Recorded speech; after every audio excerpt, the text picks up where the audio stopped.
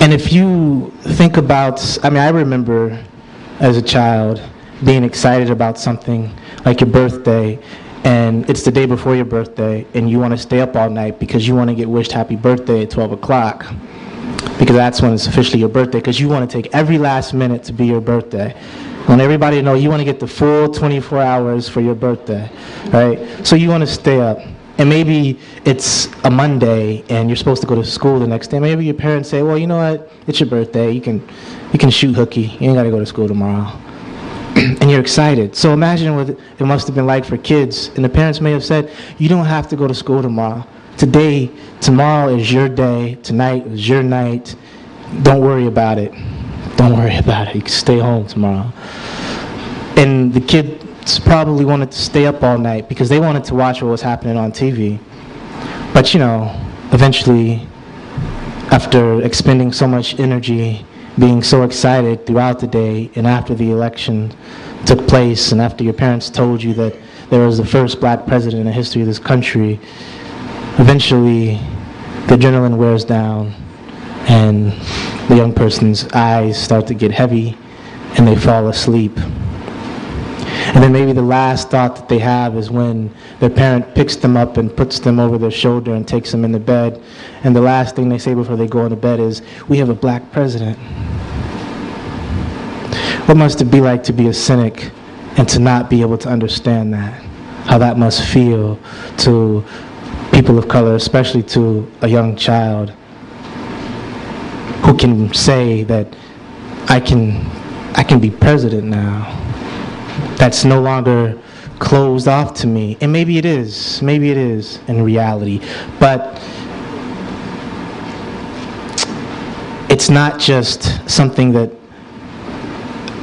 a young person can simply just say, no, that's not possible, because they have an example of somebody who did it.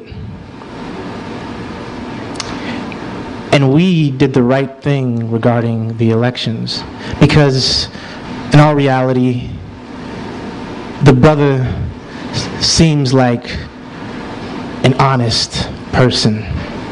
And what's different is I was born when Carter was president, but I remember since all of them, I don't remember much about Carter, that they all had families, but they were sort of just kind of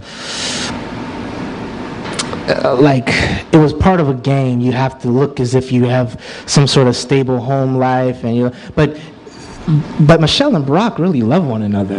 You can see it in the way that they look at one another. You can see that they love their two girls, and the girls love them and adore their dad and adore their mother. You can see that. It's not a facade. It's not a facade. Maybe, but it doesn't look that way. It have to be a well-crafted, well-thought-out. I mean, it would have to have been so planned, but that's not the way that it is. It's a real thing. But at the same time, what you have, what we saw Tuesday, and the excitement of the millions of people who took to the streets, is that you have the excitement of the great masses, especially the oppressed and the black masses, and then you have those whose interests govern society. You have the ruling elite who need somebody who can smooth over an image. But then you have the great masses of people who hope and change are not just empty words. They mean something deep, profound, and you can feel it inside you, and it bubbles up, and it's like that night they felt it. This is the change that we have hoped for, and we don't have to deal with this right-wing administration and the ineloquence and the stupidity of that person. This is the change that we have hoped for, and if you're black, this is what we have hoped for all of our lives. This is what our ancestors, whose bones litter the Atlantic Ocean, this is what they dreamt of. This is what our grandparents dreamt of. This is when our grandmother, grandfather said, you can be president one day.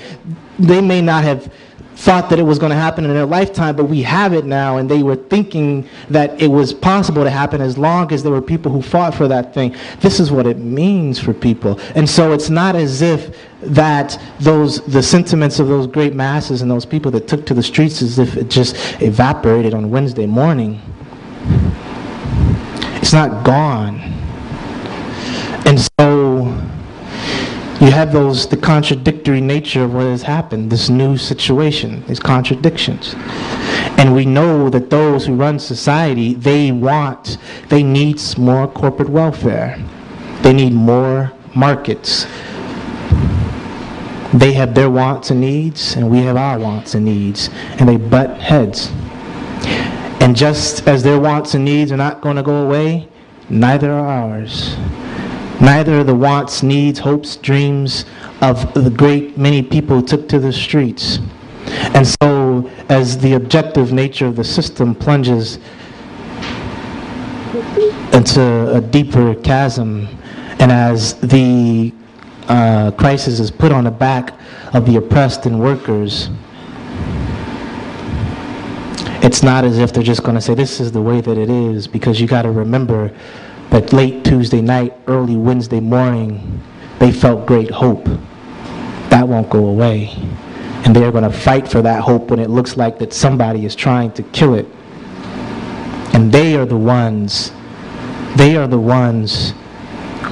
who we look towards. That is why we have had the perspective that we have had throughout the entire Barack Obama campaign, the phenomenon.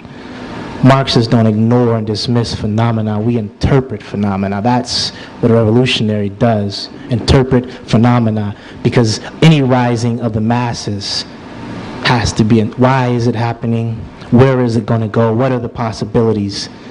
That is what we look towards. And in Harlem, if you weren't in Harlem, Harlem was the place to be. Unless you were in Chicago. Unless you were in Chicago. But if you couldn't go to Chicago and you were stuck in New York, Harlem was the place to be. It was magnificent. There were people all over the place. 12 o'clock at night, kids running down the streets. We deserve this. We got a black president. I never thought I'd see that in my lifetime. Harlem was a place to be. So, thank you.